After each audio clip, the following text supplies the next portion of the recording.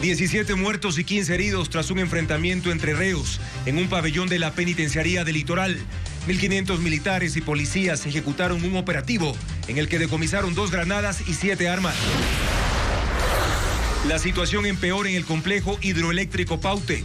La reserva de Amalusa solo alcanzaría para 3 días, mientras que en el parque industrial de Ambato el servicio será suspendido durante 64 horas. Los accidentes de tránsito se incrementaron en 10% debido a la falta de luz y semáforos durante los apagones. El alcalde de Quito y expertos de la empresa de agua potable se reúnen para analizar racionamientos en la noche y madrugadas debido a la falta de lluvias. La Asamblea consultará a la Corte Constitucional sobre la resolución del Ministerio del Trabajo, que suspendió por 150 días a la vicepresidenta Verónica Abad. John Pollitt, hijo del excontralor Carlos Pollitt, se declaró culpable por lavado de activos ante la Corte del Sur de la Florida. La Fiscalía vinculó a Alexandra Arce, exalcaldesa de Durán y actual asambleísta de la Revolución Ciudadana, y a otras 17 personas a un proceso por peculado en un contrato para la dotación de agua potable en ese cantón de Guayas. En Perú, más de 500 familias están afectadas debido a las fuertes lluvias que causaron deslizamientos de tierra e inundaciones en Huánico. La selección ecuatoriana presenta bajas para el partido ante Bolivia por las eliminatorias sudamericanas. Buenas noches, amigos. Comenzamos Televistazo Estelar con la noticia de una nueva masacre en la penitenciaría del Litoral en Guayaquil. La primera luego de la militarización de las cárceles, muertos, heridos y hasta cuerpos desmembrados. Bienvenidos a esta emisión informativa.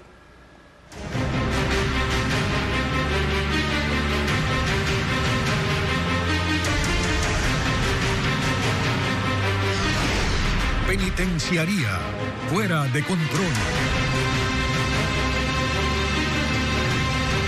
Una masacre en el Centro de Rehabilitación Social de Varones número 1 de Guayaquil, la cárcel más peligrosa y poblada, deja 17 muertos y 15 heridos. El enfrentamiento entre presos se originó en el pabellón número 3. Merlin Ochoa informa sobre estos hechos.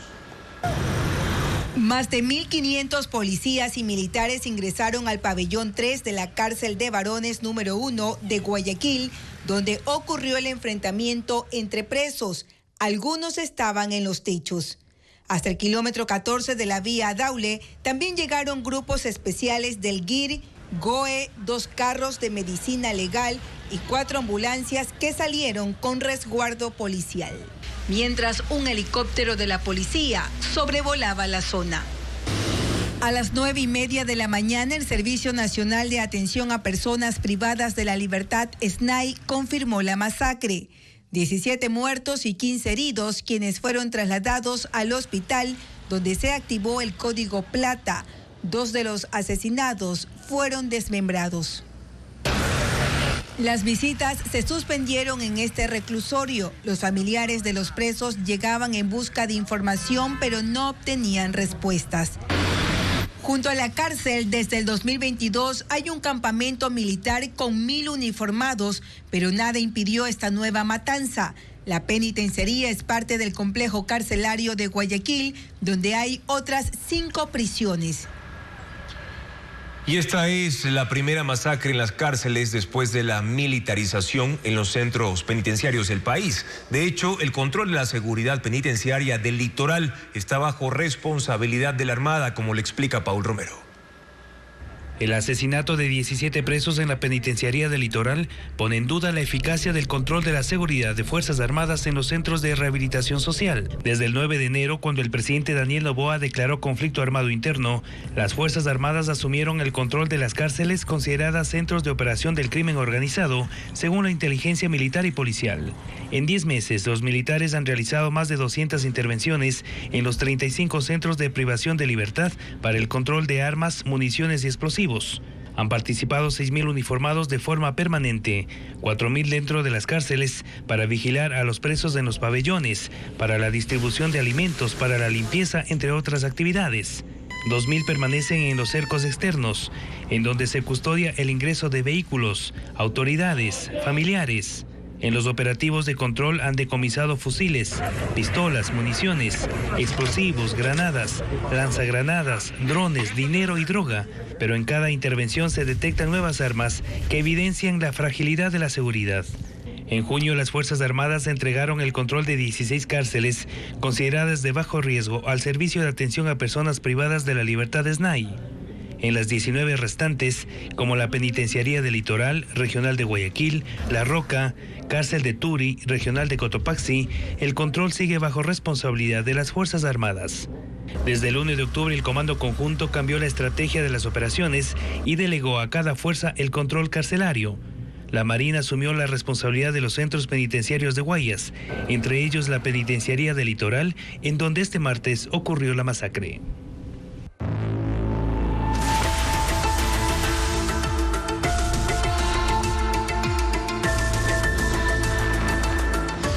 Apagones. La montaña rusa. Después que Masar salió de operación por falta de agua, la central Paute Molino empezó a consumir sus reservas de agua para tratar de mantener la generación de electricidad. Y es que esa hidroeléctrica también corre el riesgo de quedarse sin agua en pocos días. Francisco Garcés actualiza la información del panorama energético y sus proyecciones. El riesgo de apagones más largos e incluso de cortes eléctricos no previstos aumenta con el paso del tiempo debido a que las reservas de agua en el río Paute se reducen. Después de 3 días fuera de operación, la tarde de este martes la hidroeléctrica Masar fue encendida, pese a que su embalse está en niveles mínimos. Una de sus turbinas empezó a operar generando 55 megavatios, pero haciendo que el nivel de agua caiga paulatinamente. El agua que se usa en Masar va al embalse de Amalusa, que alimenta la central Molino, que es la segunda hidroeléctrica en el río Paute y la segunda más grande del país. Hasta que empezó a recibir el agua de Masar, el nivel de ese embalse también caía rápidamente. En las últimas 30 horas de generación, la cota de Amalusa se redujo 2 metros. Hasta las 5 de la tarde llegó a 1980,4 metros sobre el nivel del mar y aunque empezó a estabilizarse, se mantenía con 5 metros de almacenamiento útil para generación. El embalse de Amalusa es pequeño en comparación con Masar y si su cota no se eleva consistentemente y la central se mantiene operando como el último día, los 5 metros de agua embalsada alcanzarán para generar unos 3 días más. Este panorama agrava la crisis eléctrica con el riesgo de que el tiempo de los apagones se extienda o incluso que se produzcan desconexiones no previstas. El problema es que el país está consumiendo más electricidad de la que es capaz de producir sin arriesgar el funcionamiento de las hidroeléctricas, incluso tomando en cuenta los apagones de 12 horas que reducen el consumo en 36%, cantidad que sigue siendo insuficiente para mantener la estabilidad de los embalses. Otro ejemplo es Minas San Francisco, hidroeléctrica en el río Jubones que puede producir 270 megavatios. Pasado el mediodía debió ser apagada porque su embalse cayó a su mínimo de operación, mientras Coca-Codo Sinclair en el río Coca, que no tiene embalse y depende del caudal del río, no puede subir su producción por sobre 400 megavatios debido a que el caudal cayó a 84 metros cúbicos por segundo, cuando la hidroeléctrica requiere más de 200 metros cúbicos para generar en condiciones normales. Las empresas e industrias de Ambato empezaron esta tarde un apagón de 64 horas, casi 3 días consecutivos, mientras en Quito se acelera la implementación de energía solar y compra de generadores para tratar de aumentar la producción que sigue mermada. Diego Puente tiene un informe de la situación como consecuencia de los permanentes cortes de energía eléctrica en el país. Las industrias se apagan. La falta de energía paralizará las máquinas días enteros. Los parques industriales de Izamba y Sepia en Ambato no tienen energía desde las 17 horas de este martes hasta las 9 horas del viernes. 64 horas continuas. Una medida similar se aplicará en las zonas industriales del sur y norte de esa misma ciudad, pero a partir del miércoles. Los gremios acordaron con Empresa Eléctrica este horario para producir sin interrupciones desde el viernes hasta el lunes. La empresa Promepel, que se dedica a la producción y tratamiento de cuero, conversó con sus 40 empleados para organizarse entre semana y no prescindir de sus servicios. La situación en nuestra fábrica, y creo que a nivel industrial es sumamente compleja, sumamente difícil, y creo que todos estamos buscando sumar esfuerzos para que el sector empleador no se vea afectado. En Quito y el Valle de los Chillos, las zonas industriales afrontan apagones de 7 a 14 horas según el cronograma de cortes, pero muchas veces no se respetan. Fue lo que le ocurrió a Encanor, empresa dedicada a la fabricación textil y elaboración de resinas a partir del reciclaje de botellas. El viernes anterior no teníamos en la planificación que nos iban a cortar y no nos permitió apagar los procesos adecuadamente, vaciar las líneas. Vaciar la línea demora entre 2 a 2.5 horas. Esta empresa, que emplea 300 personas, adelantó la implementación de energía solar y la compra de generadores de combustión interna para continuar con su producción mermada al 35% de su capacidad. En Cuenca, los parques industriales tienen cortes desde las 5 de la tarde hasta las 5 de la mañana, pero la empresa eléctrica indicó que serán suspendidos este jueves y viernes por la celebración de la Cumbre Iberoamericana. En Guayaquil, los polígonos industriales tendrán cortes de 10 horas.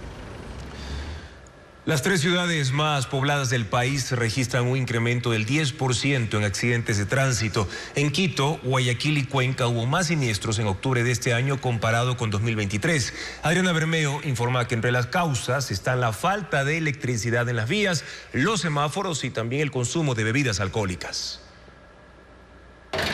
Los accidentes de tránsito aumentaron en las 3 ciudades más pobladas del país hasta en un 10%. El incremento coincide con el mes en el que hubo apagones ininterrumpidos, octubre. En Quito, en el 2023, hubo 319 siniestros, mientras que este año fueron 352. En Guayaquil hubo 350 y en el 2024 383. Y en Cuenca en el 2023 fueron 584 accidentes y 611 en el 2024. Washington Martínez, director de la Agencia Metropolitana de Tránsito de Quito, explicó que este incremento tiene varias causas, pero hay 3 factores relacionados con los racionamientos de electricidad que son relevantes: semáforos apagados, falta de iluminación en las vías y consumo de alcohol. Como que la gente se ha deprimido. En el mes de octubre, si terminamos con 22 fallecidos, 11 son motociclistas, ¿sí? Y de esos 11, 5 son motociclistas en estado de embriaguez. La Federación Ecuatoriana de Empresas de Seguros, que agrupa 21 compañías, confirmó un repunte en el número de reclamos por accidentes de tránsito por los apagones.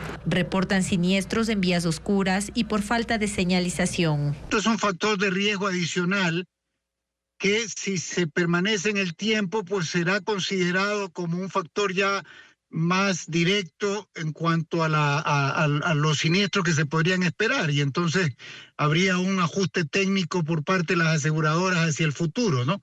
Pero es muy pronto todavía para analizar cuál es el verdadero impacto. Los datos de las empresas aseguradoras son preliminares. Ahora preparan un balance sobre las causas del incremento de reclamos por accidentes de tránsito para determinar si los racionamientos de energía son un factor de riesgo adicional permanente. John Pollitt se declaró culpable por conspiración en el delito de lavado de activos ante la Corte de Florida en Miami, Estados Unidos. El hijo del ex contralor ecuatoriano, Carlos Pollitt, podría enfrentar una pena reducida de 10 años de prisión y una multa de $250,000. Es considerado, de hecho, el principal cómplice de su padre en el delito de lavado de dinero producto de coimas por actos de corrupción ejecutados en Ecuador. La sentencia se conocerá en enero del próximo año. Aludes llenan de agua y lodo a la ciudad de Huánuco, en el centro de Perú. Intensas lluvias provocaron la emergencia que derivó en inundaciones en una franja de 10 kilómetros. Más de 500 familias quedaron afectadas. Desde la noche del lunes y esta madrugada, la región central de Perú experimenta lluvias tan intensas que han saturado 6 quebradas en las zonas altas, provocando aludes que arrasaron varios sectores, desde el distrito de Amarilis hasta Pilcomarca. En medio está Huánuco, una población de 340,000 habitantes. Lodo, agua, rocas y otros materiales colapsaron buena parte de la ciudad por esta tormenta que alcanzó, según autoridades locales, niveles sin precedentes. El fenómeno duró poco más de 2 horas, dejando escenas dramáticas, como el rescate de un adulto mayor que quedó atrapado en la corriente. Voluntarios y operadores de maquinaria pesada trabajaron para liberarlo del lodo y escombros que lo cubrían. Decenas de casas quedaron inundadas, alcantarillas tapadas, hay vías bloqueadas y un reporte de esta mañana indica que hay unas 500 familias damnificadas. El ejército peruano ha desplazado 50 soldados para ayudar en tareas de búsqueda y rescate de personas que estén atrapadas. Y los pronósticos del clima anticipan más lluvia y tormentas eléctricas para los próximos días. Mientras tanto, en Colombia las lluvias han provocado afectaciones en 27 de los 32 departamentos. El presidente Gustavo Petro declaró la situación de desastre ante el desbordamiento de ríos y deslizamientos de tierra. Los esfuerzos de ayuda se centran en 3 regiones donde se reportan los peores daños: el norte del departamento de La Guajira, el departamento del Chocó y en Bogotá, donde la lluvia y el granizo provocaron alteraciones en el tránsito desde el fin de semana. La sequía en ciertos sectores de Cuenca alcanza los 123 días y el estado de los ríos es crítico. La dotación del servicio de agua potable está en riesgo. Por ejemplo, en Cotopaxi, Carchi y Loja también ya se aplican racionamientos, como lo informa Luis Alfredo Zúñiga. La sequía sigue causando estragos. En el Austro ya suman 123 días, alcanzando un récord histórico que se refleja en el bajo nivel de los ríos de Cuenca. El estado del Yanuncay y el Machángara, según la empresa Etapa, es bajo, mientras en el Tarqui y el Tomebamba están en estiaje. Este último tiene zonas totalmente secas y su caudal este martes fue de 1.13 metros cúbicos por segundo. Si sigue cayendo, a pesar que ha existido lluvias esporádicas, compromete la provisión de agua. Básicamente, si el caudal del Tomebamba disminuye por debajo de 0.6 metros cúbicos por segundo, se hace la evaluación y la respectiva consideración de racionamiento. La situación crítica también se evidencia en el río Culebrillas, de 8 kilómetros de longitud, y que es uno de los que abastece la planta de tratamiento El Cebollar, que distribuye el 40% de la zona urbana de Cuenca. Etapa ha insistido a que la ciudadanía reduzca su consumo si se quiere evitar racionamientos en los próximos días. Sin embargo, las zonas altas de la urbe ya tienen cortes. Lastimosamente, para los siguientes días se tiene una baja probabilidad de precipitación. En la Tacunga, capital de Cotopaxi, también hay cortes de agua. 5.000 habitantes de las parroquias La Matriz, Eloy Alfaro e Ignacio Flores tienen racionamientos en distintos horarios, entre las 6 de la mañana y las 10 de la noche. En Tulcán, 35.000 habitantes de 75 barrios tampoco reciben el servicio completo. Cada 2 días tienen cortes de 11 de la noche a 5 de la mañana, debido a un menor caudal de los afluentes, principalmente el río Chico. Y en Loja hay problemas en la planta Curitroje, que necesita 53 litros de agua por segundo para operar con normalidad y solo recibe 36. Esto afecta a 23.000 habitantes de la parroquia Punzará.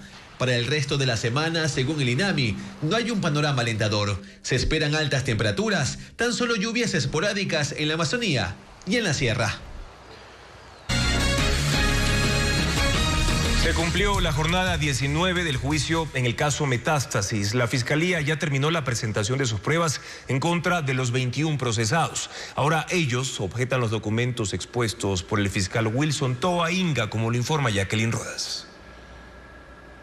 La madrugada de este martes, la Fiscalía terminó la presentación de sus pruebas en contra de los 21 procesados del caso Metástasis. El fiscal Wilson Toa Inga pretende que las evidencias, que incluyen los chats, audios, fotografías y videos encontrados en los teléfonos del narcotraficante Leandro Norero, lleven al tribunal a condenar a los acusados por el delito de delincuencia organizada. Durante 18 días, la Fiscalía interrogó a 33 de 253 testigos y peritos que convocó inicialmente y expuso 73 documentos. Estaba previsto que también reproduzca las grabaciones de los testimonios rendidos anteriormente por Mayra Salazar, el operador de Norero Eli Angulo y otras 4 personas, pero los jueces no creyeron necesario que se los escuche de nuevo. Los audios se adjuntaron a las pruebas. Esto provocó que algunos procesados pongan en duda su fidelidad y pidan al tribunal que excluya esos testimonios. La premura para evitar que caduque la orden de prisión de 5 enjuiciados, entre ellos Wilman Terán y Javier Novillo alias Novita, ha marcado toda la diligencia. La última jornada terminó a las 2:30 de la madrugada y se reinstaló a las 11:30 de la mañana para que la defensa de los procesados objete las pruebas. Los jueces dieron 10 minutos a cada abogado. El juicio está lejos de terminar. En la siguiente etapa, cada enjuiciado debe presentar sus pruebas de descargo. Esto ocurrirá a partir de este miércoles, en el día 20 de la audiencia. La Asamblea Nacional no levantó la inmunidad a la asambleísta del correísmo Mónica Palacios. 89 legisladores se opusieron a que la legisladora vaya a juicio penal por la demanda que presentó el presidente de la República en su contra por calumnias. El oficialismo obtuvo solo 26 votos de los 92 que se requerían. Ellos lamentaron la decisión porque argumentaban que cuando Palacios hizo la declaración estaba suspendida como legisladora y no estaba cubierta por la inmunidad. Con esta decisión, la querella del mandatario no puede seguir judicialmente en contra de Palacios. Estados Unidos no limitará el envío de armas a Israel. La administración de Biden señala que ese gobierno ha hecho pequeños pero satisfactorios progresos en aumentar los flujos de asistencia humanitaria a Gaza dentro del plazo de 30 días que dieron como condición para mantener el apoyo militar. Joe Biden y el presidente de Israel, Isaac Herzog, se reunieron hoy en la Casa Blanca en Washington. El plazo de 30 días que Estados Unidos le dio a Israel para que amplíe el acceso de ayuda humanitaria a la Franja de Gaza vence hoy. Y justo en esta jornada han abierto un nuevo cruce cerca de la ciudad de Deir al-Balá para la entrega de suministros hacia el centro y el sur del enclave palestino. Pero según un informe elaborado por 8 organizaciones internacionales de ayuda, los controles fronterizos israelíes son severos y la cantidad de alimentos está en un nivel muy bajo. Eran 57 camiones por día en octubre, aumentaron a 75 en noviembre, pero Estados Unidos ha pedido que sean al menos 350. Por su parte, Israel denuncia que la distribución se ve obstaculizada por el fracaso de la ONU y de otras agencias para recoger la ayuda que entra en el territorio, lo que provoca cuellos de botella y saqueos por parte de Hamas. Civiles gazatíes siguen hacinados en los campamentos y el acceso de los trabajadores humanitarios a la zona norte de la franja sigue restringido. Agencias de Naciones Unidas alertan sobre condiciones apocalípticas en la región. Advierten una situación inminente de hambruna en medio de operaciones militares intensas. Pero el portavoz del Departamento de Estado de Estados Unidos señala que Israel ha tomado al menos 10 medidas para mejorar las condiciones humanitarias, que la ayuda debe incrementarse, pero que por ahora no ven que Israel esté violando la ley estadounidense sobre ayuda humanitaria.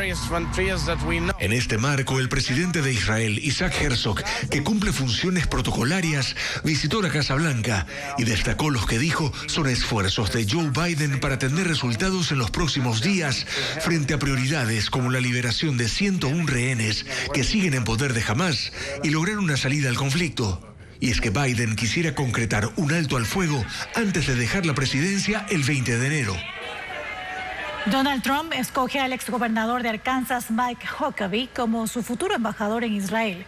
Huckabee, de 69 años, fue 2 veces aspirante a la nominación presidencial por el Partido Republicano y tiene vínculos cercanos de amistad con Israel. Trump ha prometido alinear más estrechamente la política exterior de Estados Unidos con los intereses de ese país en sus luchas contra Hamas y Hezbollah y ha dicho que Huckabee trabajará por alcanzar la paz en Medio Oriente. El gobierno israelí recibió con agrado la noticia de su nominación como embajador. Las costas de este y oeste de Estados Unidos sufren los embates de grandes incendios forestales impulsados por la sequía y vientos. Las llamas dejan a su paso destrucción, evacuaciones masivas y la trágica muerte de un bombero. Las imágenes con Iliana Suárez.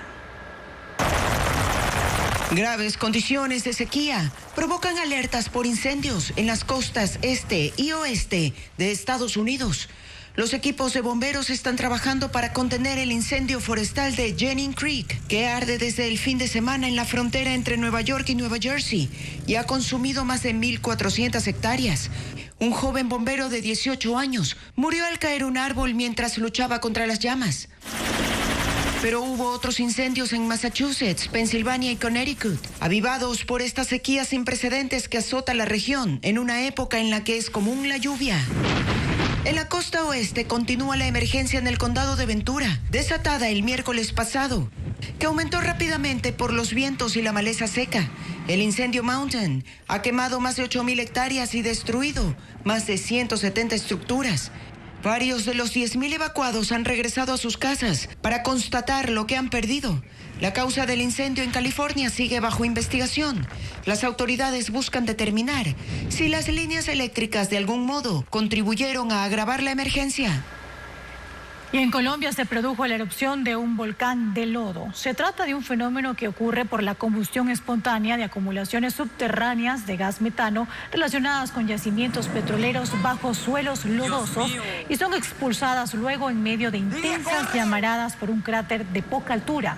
La explosión se dio en una zona entre los municipios de Necoclí, Turbo y San Pedro, en la región de Urabá. Los habitantes fueron sorprendidos por un estruendo y la violenta emanación de fuego. 3 personas quedaron heridas y se evacuó a 200 habitantes. ¡Betty, ven, corre! Telefónica Venezolana, filial de la empresa matriz española, llegó a un acuerdo con el Departamento de Justicia de Estados Unidos para pagar una multa de más de $85 millones y cerrar una investigación en torno a una trama de sobornos pagados a miembros del gobierno de Venezuela para beneficiar a la empresa en una licitación. Los pagos se hicieron a través de cuentas bancarias estadounidenses, disfrazados de compras de equipos a proveedores chinos con sobreprecios. El escándalo derivó en el despido del director ejecutivo de la empresa en Venezuela, Pedro Cortés.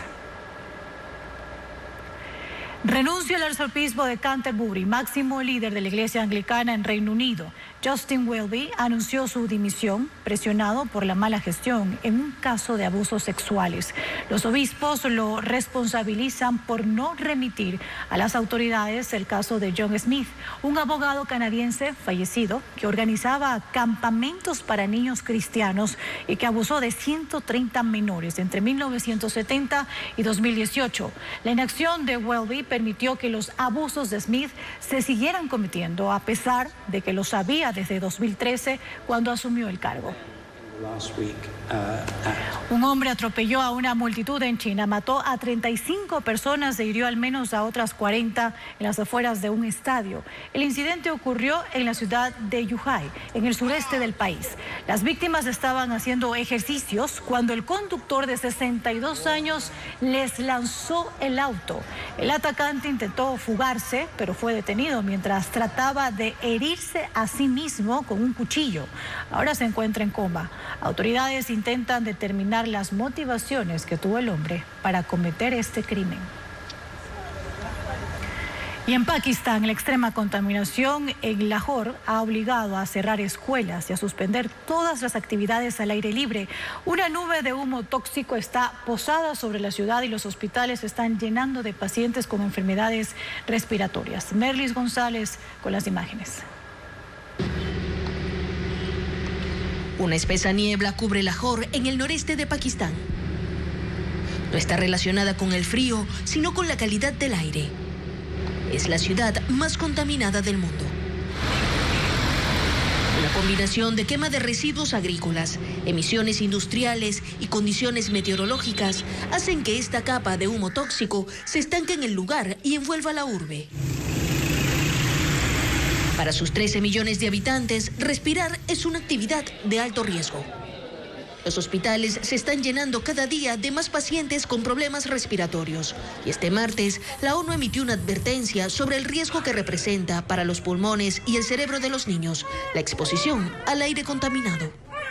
La situación es crítica. En la escala que mide el índice de contaminación del aire, la OMS establece que el nivel máximo soportable para los humanos es de 300. En Lahore alcanzó 1100. El gobierno ha suspendido las clases en colegios y universidades, restringió los horarios para el sector comercial y prohibió las actividades al aire libre. Pero aunque la nube tóxica de ahora desaparezca en los próximos días, el problema persiste y la contaminación solo sigue aumentando por la actividad industrial.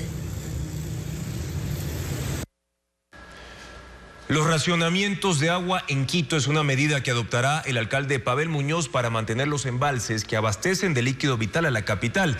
La extensa sequía hídrica y el aumento en el consumo de la población levantan las alertas para racionar el abastecimiento del suministro. Más detalles con Hernán Higuera. Sin luz y sin agua. Así están ya algunos barrios de Quito, sobre todo aquellos que se ubican en las partes altas de la ciudad y que por falta de energía eléctrica los sistemas de bombeo no funcionan y dejan sin provisión de líquido vital. Pero Quito entraría a un programa de racionamientos debido a que los 4 embalses que abastecen de agua a la ciudad han disminuido su caudal. Salve-Faccha, Mogotes y Sucus, que hacen el sistema Papayacta, además del embalse La Mica, ya no tienen los 38 millones de metros cúbicos de agua que requiere la ciudad. Por ello, la tarde de este martes se ha recomendado al alcalde que empiecen los racionamientos para el resto de ciudadanos, que podrían llegar a ser hasta de 7 horas. Lo que buscamos nosotros es sostener el nivel de nuestros embalses. No queremos llegar a esos niveles mínimos en los que ya una recuperación de nuestras fuentes va a ser mucho más complicada. La ciudad se abastece de agua de los páramos que ahora lucen secos por la falta de lluvias. A la extensa sequía de más de 4 meses se suma el aumento del consumo y hasta el desperdicio de agua. El consumo promedio por habitante en Quito es de 160 litros de agua al día, pero según la empresa de agua en época seca y el sol intenso, el consumo promedio por habitante subió a 220 litros de agua día. El alcalde Pavel Muñoz anunciará el mecanismo de racionamientos que se aplicará días previos a las festividades de fundación de la ciudad y regirán probablemente hasta el próximo año. Según los técnicos, las medidas que se adopten a partir de hoy evitarán llegar a un punto crítico que sería la total escasez de agua en Quito. Una obra infantil es parte de la cartelera de noviembre en el Teatro Sánchez Aguilar en San Borondón. Además, en Quito se organiza un concierto denominado Recitales de Cámara. Pero ¿de qué se trata esta temática? Estefanía Arias nos presenta más detalles en la agenda cultural. Aquí en el bosque no encuentro ningún oso de anteojos. Se rumora que un monstruo bajará a la ciudad y la gente está asustada. Pero llegará Nahuel, un niño de 10 años amante de la naturaleza. Nahuel y la osa de anteojos. Una divertida y ecológica aventura que se presentará en el Teatro Sánchez Aguilar en San Borondón. Las funciones serán los domingos 17 y 24 de noviembre a las 11 de la mañana y a las 4 de la tarde.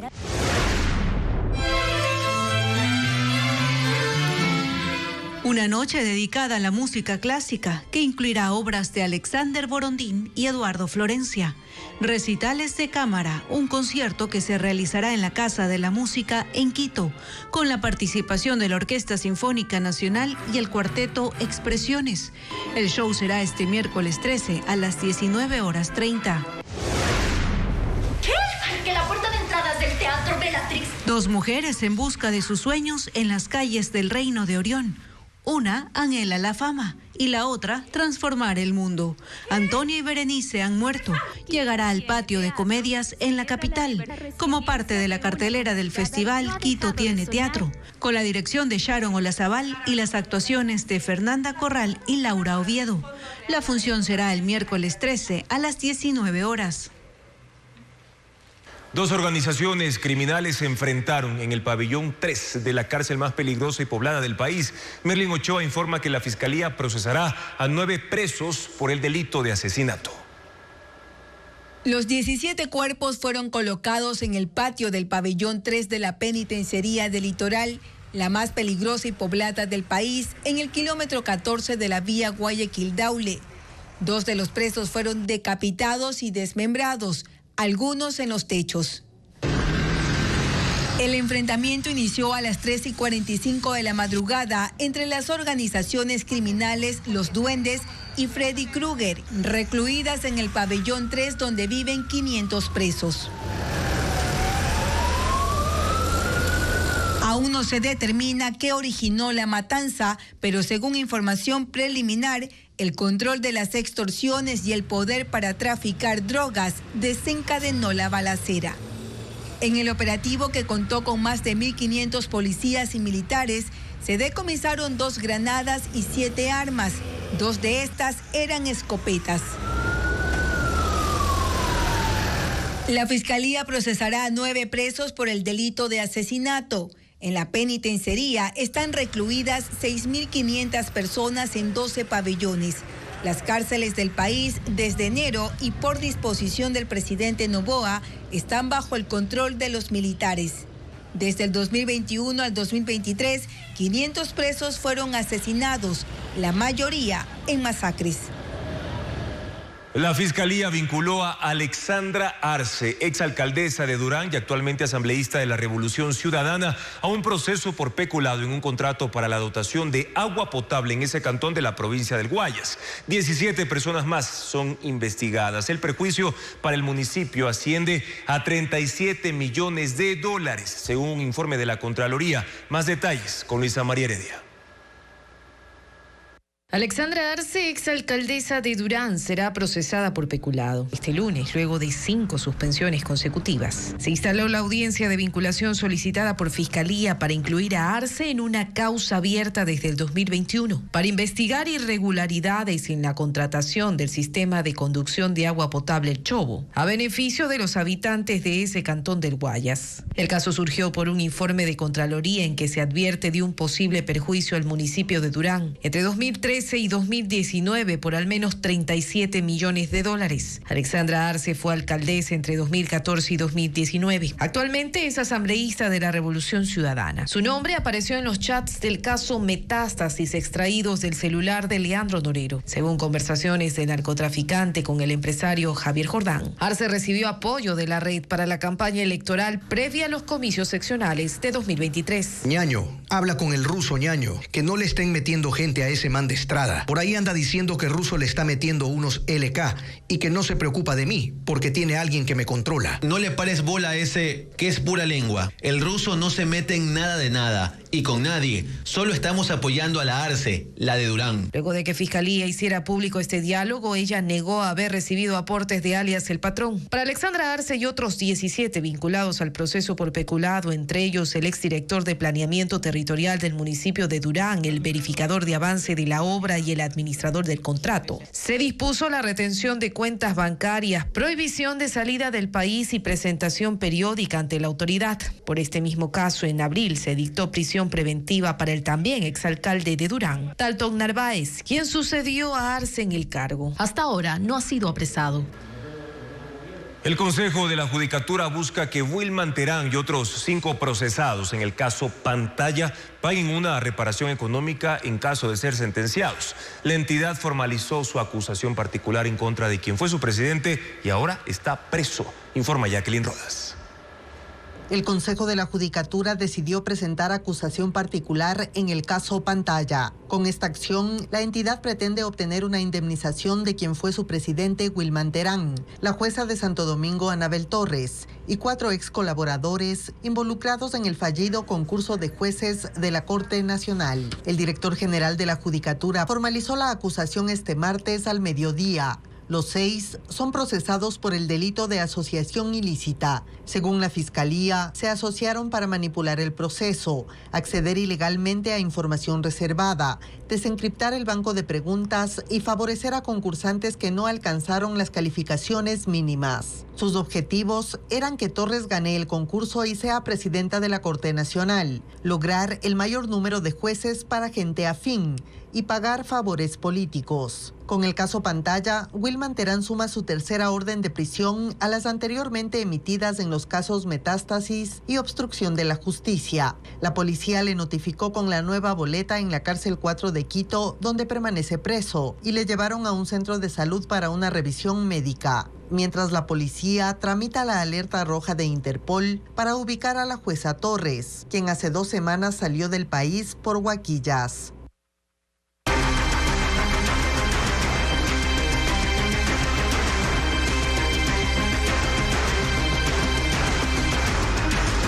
Abad, una suspensión ilegal. La Asamblea Nacional pedirá un pronunciamiento de la Corte Constitucional sobre la suspensión de Verónica Abad dispuesta por el Ministerio del Trabajo.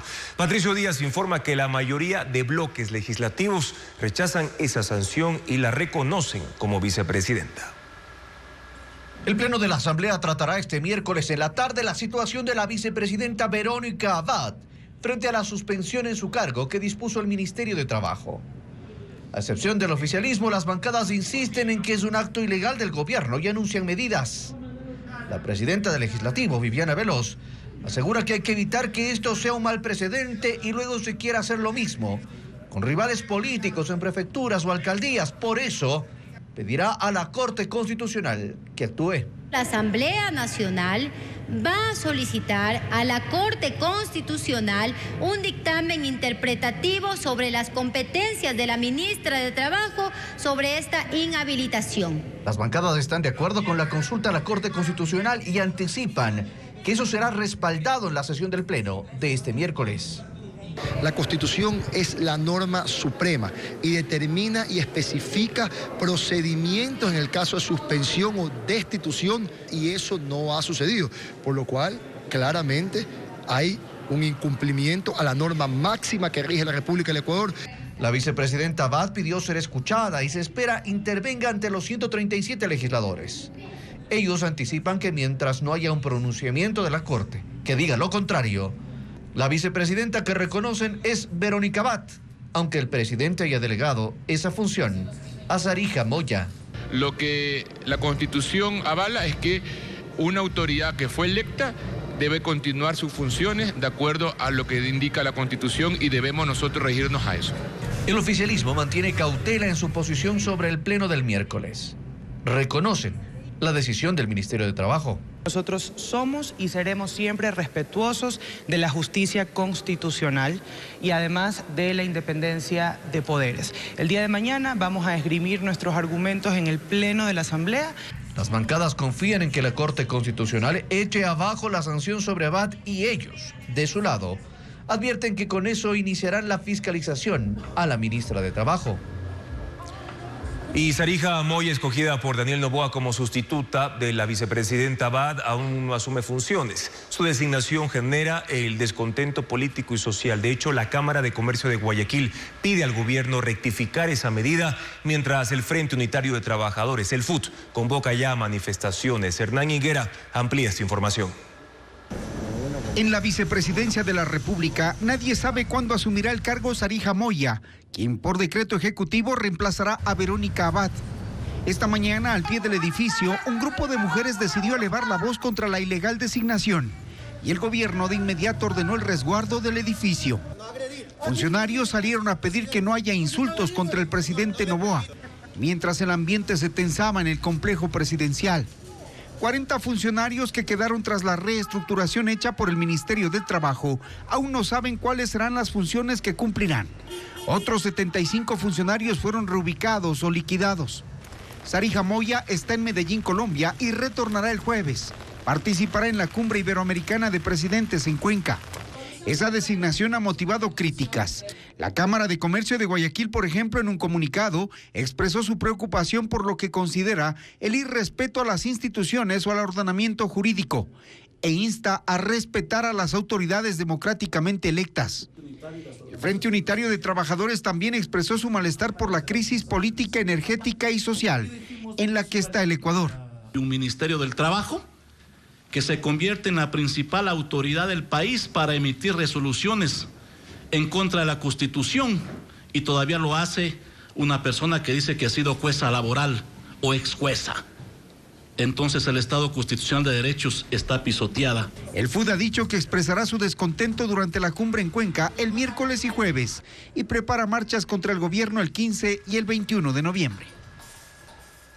Al menos 500 ciudadanos ya han postulado para reemplazar a Jan Topic como candidato en la plataforma digital que habilitó el partido Suma para buscar a su nuevo presidenciable para las elecciones del próximo año. La CONAIE, por su parte, convocó a una asamblea para definir acciones que se tomarán en contra del gobierno de Noboa. Luisa María Heredia con algunos de los hechos políticos suscitados en las últimas horas.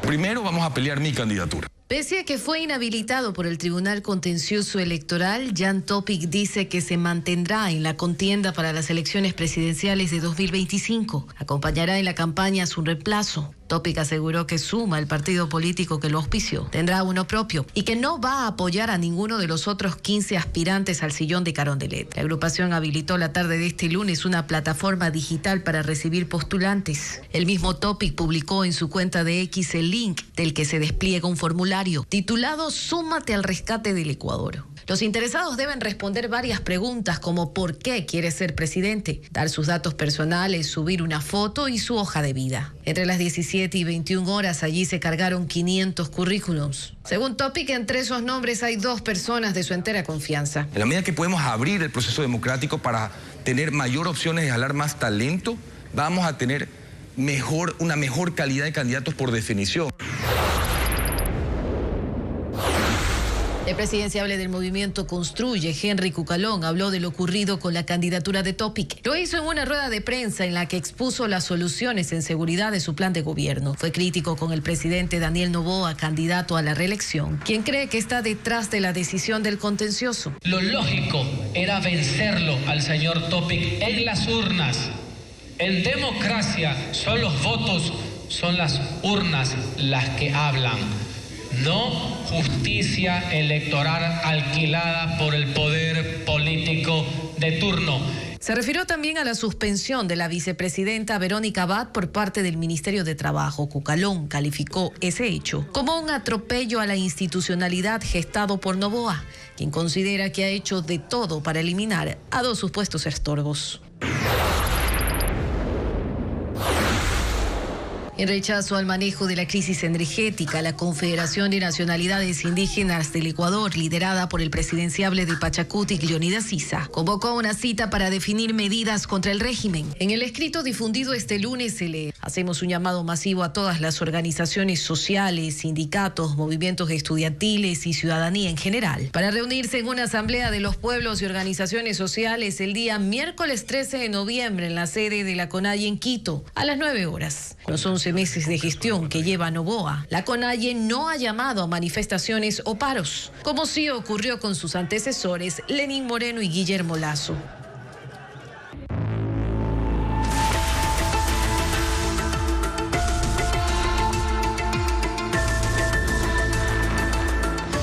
Apagones.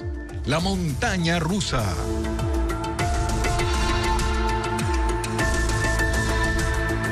La ministra de Energía encargada, Inés Manzano, aseguró hoy que el país está terminando la negociación del primer contrato para comprar energía a una empresa privada de Colombia. Manzano también indicó que antes de suscribirlo, el gobierno ecuatoriano lo revisará. De igual forma, se pedirá a la Contraloría General del Estado la revisión de la cláusula arbitral antes de que el contrato se pueda hacer efectivo. El gobierno colombiano deberá aprobar una norma que lo permita. La funcionaria no profundizó en más detalles sobre este tema, anunció en un evento en Quito. Y la producción de las pequeñas y medianas empresas del país se concentran principalmente en las ventas de diciembre. Ese mes representa el 40% de ingresos económicos de todo el año. Los dueños de esos negocios aplican ahora 3 alternativas para no disminuir el comercio. Adriana Bermeo amplía detalles. Las pequeñas y medianas empresas del país concentran esfuerzos en mantener la producción para las ventas de diciembre. Ese mes representa hasta el 40% de ingresos de todo el año para negocios de alimentos, textiles, electrodomésticos y otros. La postura de los comerciantes es unánime, no pueden dejar de producir, más aún cuando el estimado de pérdidas por los apagones según la Cámara de la Pequeña y Mediana Empresa de Pichincha ya supera $800 millones a escala nacional. Los meses de mayor producción del año, octubre y noviembre, coinciden con los racionamientos de electricidad. Para mantener esa producción aplican 3 medidas: inversión en la compra de generadores, modificación en la planificación de la producción y reorganización de turnos y cambio en los horarios. Hemos buscado la forma de adaptarnos con turnos extras o tratando de que la gente pueda trabajar en las madrugadas para sacar el producto justamente para la temporada. Jornadas sin almuerzo, por ejemplo, entran más temprano, se trabaja en una sola jornada. En la producción los comerciantes han logrado organizarse. Sin embargo, las ventas se han reducido hasta en 40% y la falta de electricidad ocasiona otros problemas que hace que pierdan clientes, como la falta de mecanismos para pagos electrónicos. Tenemos pedidos que estaban confirmados por más de 9,000, 10,000 pares y en este momento no hay ni 5,000. Hay mucho cliente que llega y paga con tarjetas de crédito, por ejemplo. Entonces, al no haber luz, a veces se pierden esas ventas. Según datos de la KPIPI, en el país hay 835,000 pequeñas y medianas empresas y generan el 80% del empleo adecuado. 43 películas de 23 países se proyectarán en el Festival de Cine Feminista X, que se inaugurará este 13 de noviembre en la capital. Y también habrá clases magistrales con directoras del séptimo arte. Estefanía Arias con la programación de este evento. ¿Cuánto tiempo estuviste detenida? 4 años y 6 meses. En la antigua cárcel de Caseros, en Argentina, personas privadas de la libertad reconstruyen escenas de su pasado e imaginan su futuro con música, baile y canto. Reas, el documental que abrirá la 6ª edición del Festival de Cine Feminista X, un evento para disfrutar del cine independiente y que muestra las realidades que viven mujeres y niñas en el mundo. Este año, 43 películas de 23 países se proyectarán del 13 al 24 de noviembre. Las 2 sedes oficiales son Quito y Cuenca. Asimismo, habrá funciones virtuales. Las funciones de acceso libre van a realizarse en Yacu Parque Museo del Agua y en Cumandá Parque Urbano. La programación está en nuestra página web. Las funciones van a ser los fines de semana entre el 13 y el 24 de noviembre. Sábado y domingo vamos a tener las funciones de acceso libre. El evento también ofrecerá clases magistrales sobre el séptimo arte. La invitada internacional es la directora y actriz indígena mexicana Ángeles Cruz. Presentando su película Valentino La Serenidad. Y Ángeles Cruz además va a dar una clase que se llama Cuestionando los modelos tradicionales del cine. Y en Cuenca también vamos a tener una clase sobre creación de personajes auténticos, personajes femeninos auténticos, con la directora ecuatoriana Ana Cristina Barragán. Y agrega que en esta edición el público premiará las películas. Todos entendemos que no queremos que el transcurso por la secundaria sea un sufrimiento. La función inaugural, gratuita, será en la Plaza de la República, en la capital, a las 7 de la noche. China muestra sus innovaciones militares en su exposición internacional aeronáutica y aeroespacial. Un avión indetectable y un barco no tripulado son las principales atracciones de este evento, en el que también participa Rusia. Colorida exhibición del equipo acrobático de la Fuerza Aérea de China dio inicio a la Exposición Internacional de Aeronáutica en Zhuhai. Este año la estrella es su nuevo caza furtivo J-35A. El avión está diseñado para combates aéreos y para alcanzar objetivos terrestres.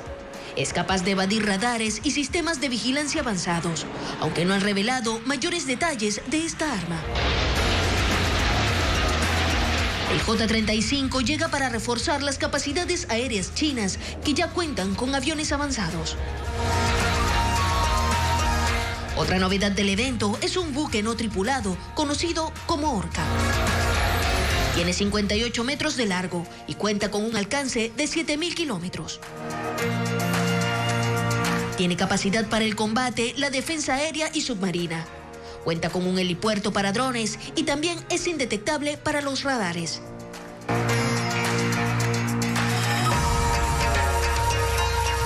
Exposición Aeronáutica es un evento internacional y entre los países participantes está Rusia, que mostró las capacidades de su helicóptero Sukhoi 57. Aunque el evento funciona como un atractivo turístico y atrae a miles de aficionados de la aeronáutica, también es la plataforma de China para presentar parte de su arsenal. Gracias por su sintonía, amigos. Mañana en Contacto Directo los invitados son Miguel Garrido de la Cierva, presidente de la Confederación Empresarial de Madrid, para hablar del encuentro empresarial iberoamericano en Cuenca. Además nos acompañará el legislador Jorge Peña Fiel para referirse a la petición de la defensa de la vicepresidenta Verónica Abad ante la Asamblea Nacional tras la polémica suspensión ejecutada por el Ministerio del Trabajo. Amigos, gracias por habernos acompañado. Sigan las noticias a toda hora en ecuavisa.com. Siempre información verificada con el sello de Televistazo. Buenas noches.